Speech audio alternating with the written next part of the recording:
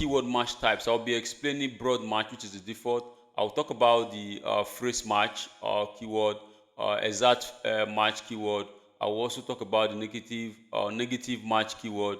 Okay, so take note. For what is keyword match types, Google Ads doesn't just match exact keywords. It uses match types to determine when your ad should show up.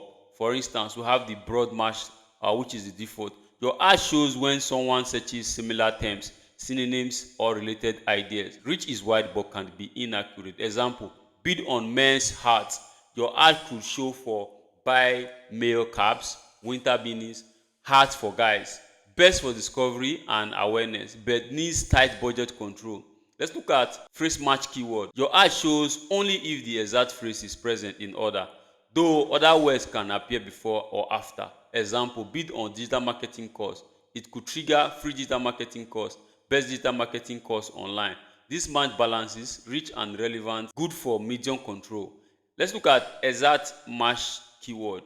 Your ad appears only for the exact phrase or very close variant. Example, you bid on buy running shoes. It might show for buy running shoes, buy runner shoes. It won't show for best shoes for running or cheap running shoes.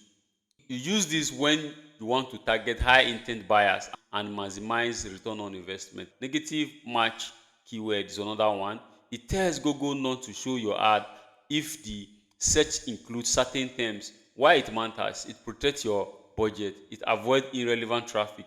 It improves conversion rate. For example, cheap, prevent your ad showing for bargain seekers.